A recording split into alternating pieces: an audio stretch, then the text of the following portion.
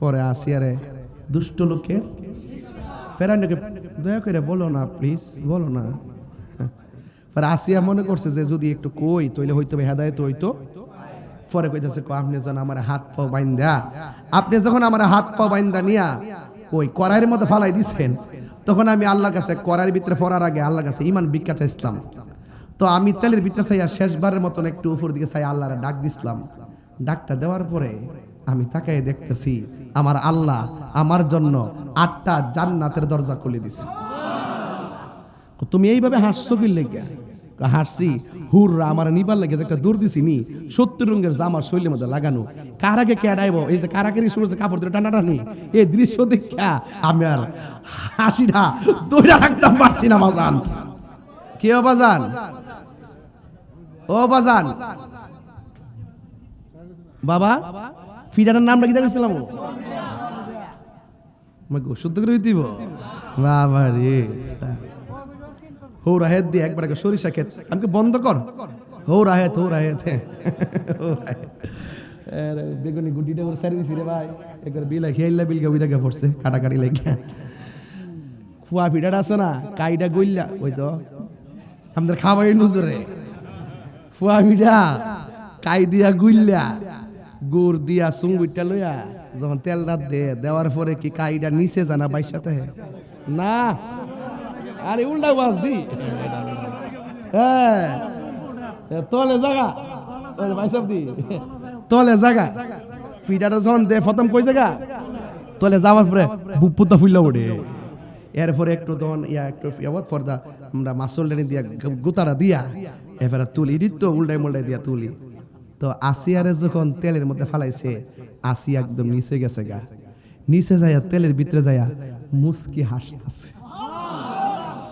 এমাদা ফেরাউন আইসিন আগুন লাগাইব ফেরাউন কো মো তেলের ভিতরে যাইয়া ছায়া ছায়া হাসি কি লেগে সুবহানাল্লাহ কইতেন না পুরা মানে ফুয়া ফিডার মতো নিচে গেছে আর কি বুঝেন না।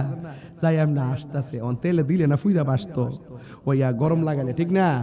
অন ফেরাউন না তেল থেকে তুলছে, তুললা কয় তোমার হাত পাও বাইন্দা নিয়া এই তেলও ফালাইলাম, তেলের ভিতরে যাইয়া তুমি হাসি দিলা কি লেগা।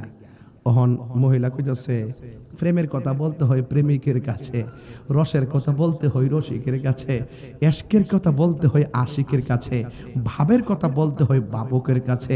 তুই হইলে বেঈমান, তোর কাছে কি কমু?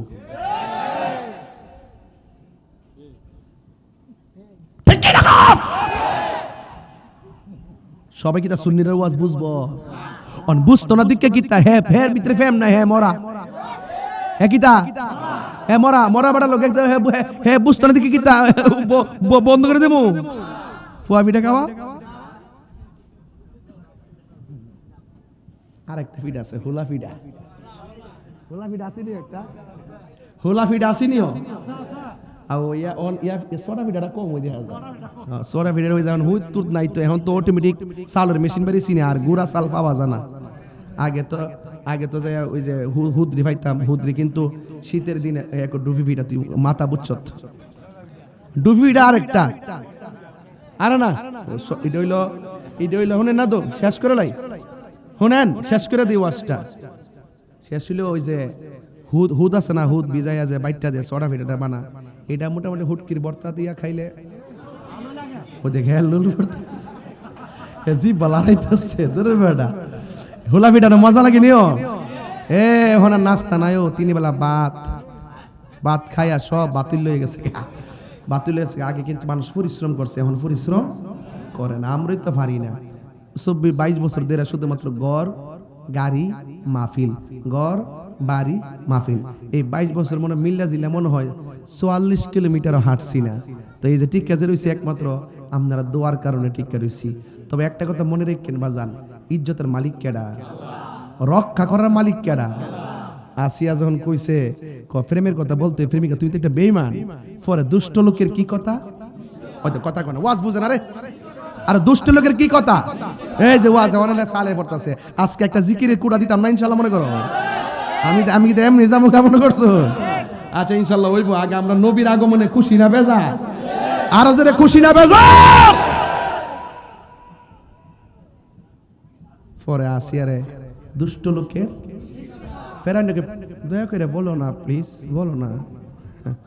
পরে আসিয়া মনে করছে যে যদি একটু কই তইলে হইতো হেদায়েত হইতো।